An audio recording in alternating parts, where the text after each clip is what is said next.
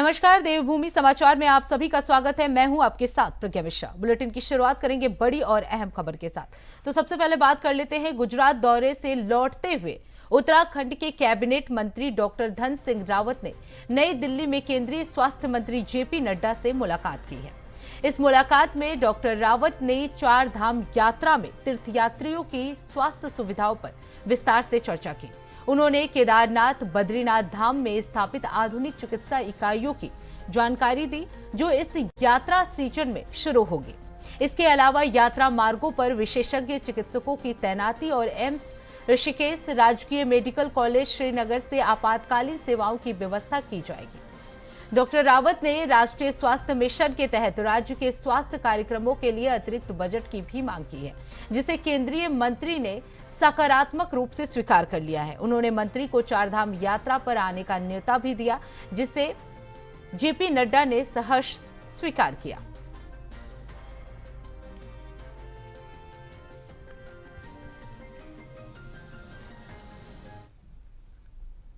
अब रुक कर लेते हैं अगली खबर की। उत्तराखंड हाईकोर्ट ने यमुना और दून घाटी में प्रस्तावित सड़क निर्माण प्रोजेक्ट के तहत लगभग 7,000 पेड़ों के कटान पर दायर जनहित याचिका पर सुनवाई की है। आपको बता दें, याचिका में आरोप लगाया गया है कि ग्रीन प्रोजेक्ट के तहत सड़क निर्माण के लिए उत्तराखंड बायोडायवर्सिटी बोर्ड से कोई अनुमति नहीं ली गई थी। समाज सेवी रेणु पाल ने याचिका में कहा कि इससे पर्यावरण, वन्य जीवों और प्राकृतिक जल स्रोतों के साथ ही उस पर प्रतिकूल प्रभाव भी पड़ेगा, क्योंकि इन जंगलों में 300 से अधिक बर्ड प्रजातियां पाई जाती हैं।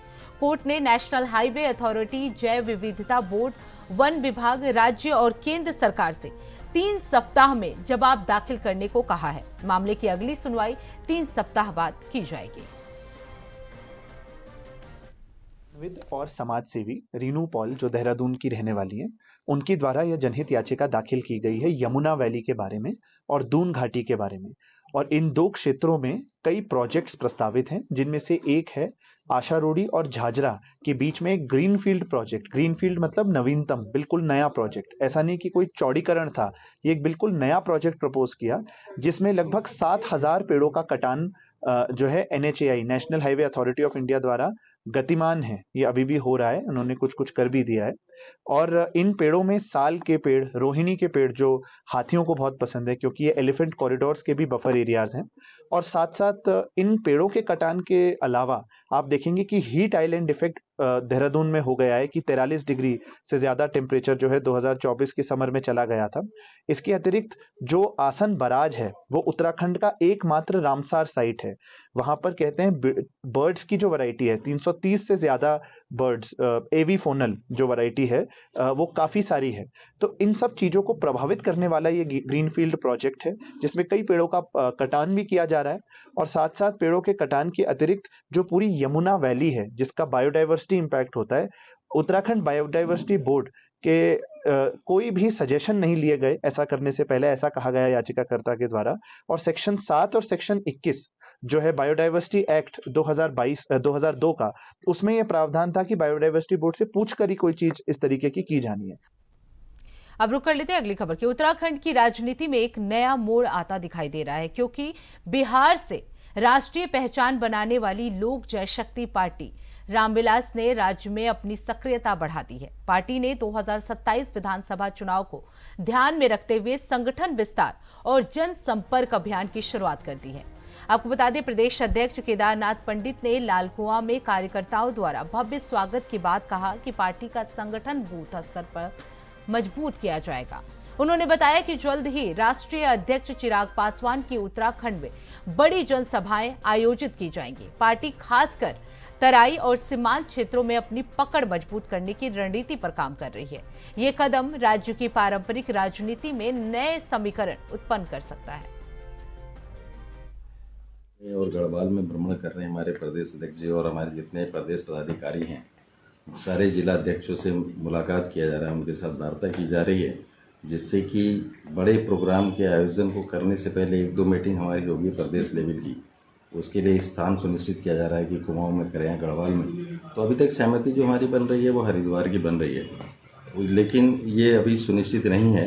सहमति बन रही है, लेकिन ये देखते हैं कि ये पहली मीटिंग जो होगी उसमें क्या डिसीजन लेते हैं हम लोग। देखिए, हम लोग 3 दिवसीय दौड़ा पर देहरादून से चल के कुमाऊं इलाका में आए हैं और हमारा जो है 2027 के लिए अपने सब साथियों से, जितने कार्यकर्ता हैं हमारे, सबसे मिलना हो रहा है। हम जगह जगह प्रोग्राम कर रहे हैं। हमारा कल भी प्रोग्राम था, आज भी प्रोग्राम है 1-2 जगह और कल भी रहेगा।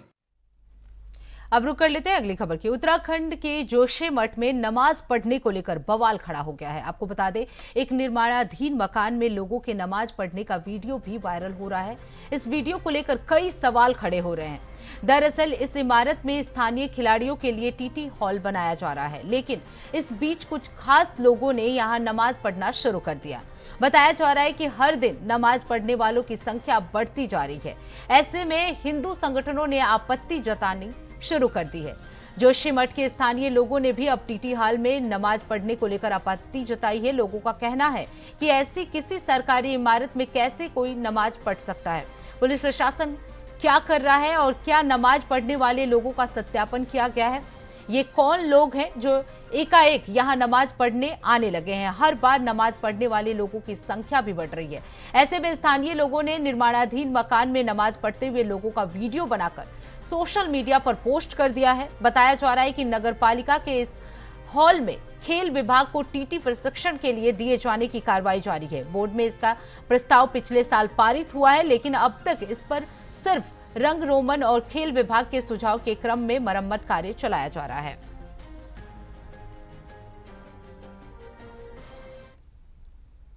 अब रुक कर लेते हैं अगली खबर की। उधम सिंह नगर के नॉर्वे नियुक्त वरिष्ठ पुलिस अधीक्षक अजय गणपति ने काशीपुर कोतवाली में स्थानीय अधिकारियों के साथ बैठक की है। उन्होंने कहा कि उनकी प्राथमिकता विक्टिम सेंट्रिक पुलिसिंग है, जहां सभी शिकायतों पर गंभीरता से कार्रवाई की जाएगी। एसएसपी ने नशे की समस्या पर चिंता जताते हुए छोटे पैडलर्स के खिलाफ कार्रवाई की बात कही है। ट्रैफिक व्यवस्था को सुधारने के लिए जनता से सुझाव लिए जाएंगे और काशीपुर रुद्रपुर में ट्रैफिक प्लान तैयार करने के निर्देश दिए गए। भूमि ठगी मामलों में अब तक सीओ स्तर से जांच होगी और अगर अपराधी मंशा पाई गई तो मुकदमा दर्ज किया जाएगा। इस मौके पर पुलिस अधीक्षक स्वप्न किशोर और सीओ वैभव सिंह भी मौजूद रहे। मैंने 15 फरवरी को इस जनपद में चार्ज लिया है। उसके बाद मेरे द्वारा अपने सभी अधीनस्थ अधिकारियों के साथ मीटिंग की गई थी, जिसमें मेरी प्राथमिकता के बारे में मैंने बताया है। सबसे महत्वपूर्ण जो प्राथमिकता जो सबसे टॉप पर रहेगी वो ये रहेगी कि विक्टिम सेंट्रिक पुलिसिंग, मतलब सुनवाई सबकी हो। थाना चौकियों में जितने भी हमारे कंप्लेनेंट्स आ रहे हैं, शिकायत लेके आ रहे हैं, उनकी सभी की सुनवाई हो और एक विज्ञ अधिकारी द्वारा उसमें विधिक निस्तारण टाइमली किया जाए, स्विफ्टली किया जाए। दूसरा, नशे का काफ़ी यहाँ पे शिकायतें हमें अभी आज एक पब्लिक मीटिंग की गई थी काशीपुर में, उसमें भी हमें प्राप्त हुई है और अन्य जनपदों से, अन्य जनपद के अन्य एरिया से भी शिकायतें हैं। उसके ऊपर भी प्रभावी कार्रवाई और जो छोटे छोटे पेडलर्स हैं उनके खिलाफ भी प्रभावी कार्रवाई की कोशिश करेंगे। इसके अलावा महिला अपराध के बारे में भी सभी को सेंसिटाइज किया गया है। जो ऐसे इलाके हैं जहाँ पे महिला अपराध बहुत ज़्यादा मात्रा में है, बहुत ज़्यादा संख्या में है, उनके उसका भी टाइमली निस्तारण, अभियोग पंजीकरण और बरामदगी भी टाइमली करवाना, ये सब जो पुलिसिंग वाली कार्रवाई होती है इसको हम लोग कोशिश करें कि करते रहें।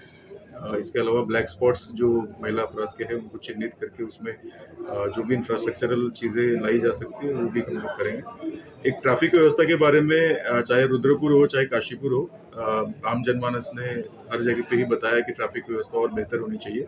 उसमें आज काशीपुर में जो पब्लिक मीटिंग हुई थी उसमें भी हमने सुझाव लिया है और उन सुझावों के तहत टीआई काशीपुर और एसएचओ काशीपुर तथा सीओ काशीपुर जो है उनको निर्देशित किया गया है कि इसमें एक अपना ट्रैफिक प्लान बनाए और जहाँ पे इन्फोर्समेंट की कमी पुलिस के तरफ से है वहाँ पे मैन पावर बढ़ाने की अगर आवश्यकता है तो वो हम लोग करके इसमें इन्फोर्समेंट बहुत अच्छी करेंगे।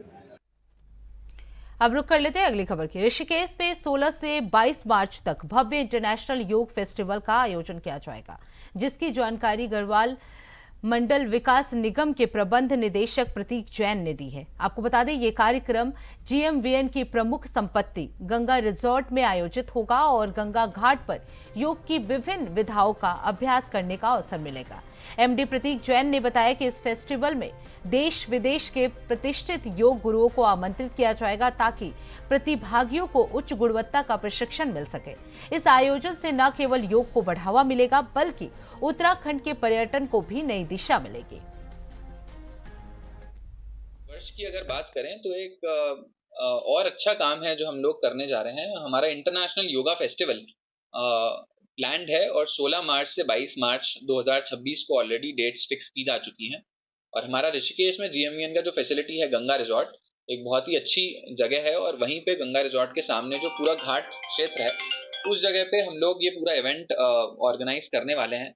और हमारी कोशिश रहेगी कि इस इंटरनेशनल योगा फेस्टिवल में अच्छे योग गुरुओं को, योगाचार्य को हम लोग बुलाएं और वहाँ पे जो योगा एंथुजियास्ट हैं, योग सीखने के इच्छुक हैं सभी लोग, उनको हम लोग योगा की बहुत अच्छी ट्रेनिंग दे सकें और योगा का एक अच्छा एक्सपोजर दे सकें।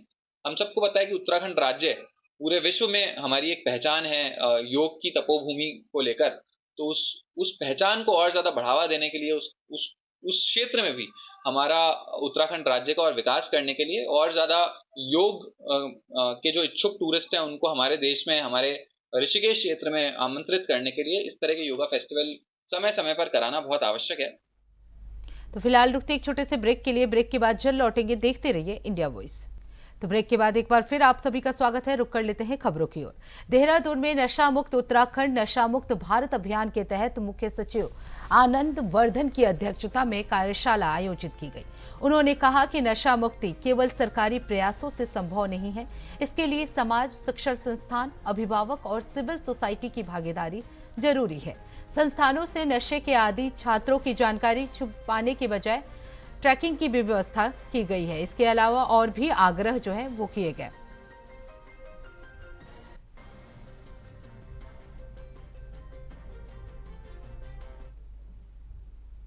अब रुक कर लेते हैं अगली खबर की। देहरादून में मुख्य सचिव आनंद वर्धन की अध्यक्षता में आगामी कुंभ मेला को ध्यान में रखते हुए ऋषिकेश में त्रिवेणी घाट, चंद्रभागा ब्रिज और आस्था पथ परियोजनाओं की EFC समीक्षा बैठक हुई है। आपको बता दें बैठक में देहरादून के वरिष्ठ पुलिस अधीक्षक और मेला अधिकारी हरिद्वार को भी निर्देश दिए गए। मुख्य सचिव ने सिंचाई विभाग को निर्देशित किया कि सभी कार्यों का क्रियान्वयन सभी समय पर किया जाना चाहिए। उन्होंने सभी कार्यों को निर्धारित टाइमलाइन में पूर्ण करने और गुणवत्ता का ध्यान रखने के साथ ही डुप्लीकेसी से बचने की भी बात कही है। आगामी कुंभ मेला के लिए इन परियोजनाओं पर कुल 168 करोड़ रुपए जो है खर्च करने के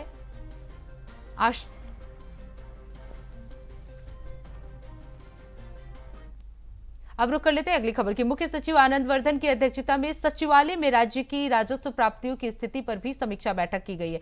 इस बैठक में कई महत्वपूर्ण बिंदुओं पर चर्चा की गई। इसके साथ ही SCGST के तहत 20,000 करोड़ रुपए के राजस्व के लक्ष्य को भी निर्धारित किया गया। इस बैठक में सभी वरिष्ठ अधिकारी जो है मौजूद रहे।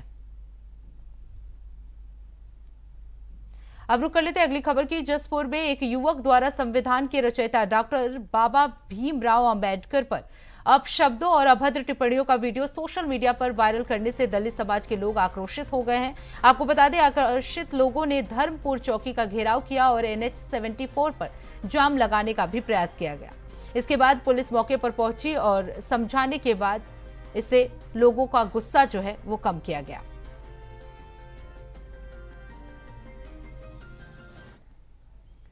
अब रुक कर लेते हैं अगली खबर की। देहरादून में रेंजर ग्राउंड में 21 फरवरी से 1 मार्च 2026 तक दिव्य कला मेला आयोजित होगा, जो नेशनल हैंडीकैप्ड फाइनेंस और डेवलपमेंट कॉरपोरेशन के तत्वाधान में किया जाएगा। इस मेले में प्रदेश के 13 जनपदों और अन्य राज्यों के दिव्यांग कलाकार अपने हस्त निर्मित उत्पादों की प्रदर्शनी और बिक्री करेंगे। मेले में आपको बता दें सांस्कृतिक कार्यक्रमों का भी आयोजन किया जाएगा। नेशनल दिव्यांगजन फाइनेंस एंड डेवलपमेंट कॉरपोरेशन है, हमारे गवर्नमेंट ऑफ इंडिया का PSU है, उनके द्वारा सभी स्टेट्स में ये दिव्य कला मेला का आयोजन किया जाता है। तो उसके क्रम में इस बार वो देहरादून में दिव्य कला मेला का आयोजन कर रहे हैं। ये मेला स्पेसिफिकली दिव्यांगजन ओरिएंटेड मेला है, जिसमें जितने भी हमारे डिफरेंट पूरे जनपद में दिव्यांगजन होंगे और जो वो अच्छा अपना एंटरप्रेन्योर बिजनेस कर रहे होंगे, उनको मोटिवेट करने के लिए और उनके प्रोडक्ट्स को शोकेस करने के लिए ये मेला का आयोजन हो रहा है।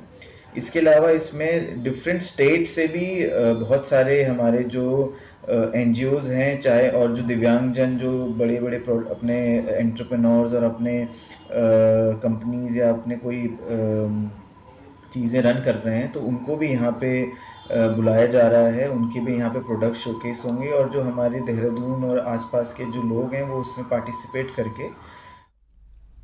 अब रुक कर लेते हैं अगली खबर की।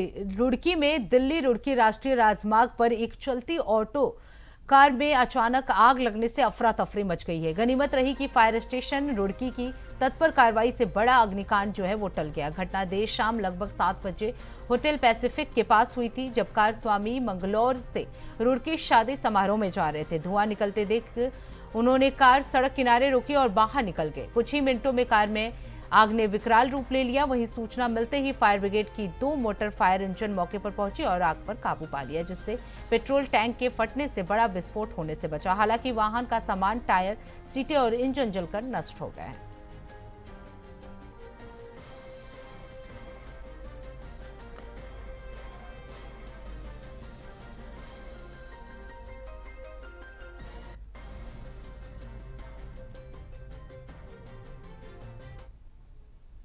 तो फिलहाल देवभूमि समाचार में बस इतना ही। देश दुनिया की तमाम बड़ी खबरों के लिए देखते रहिए इंडिया वॉइस। तब तक के लिए नमस्कार।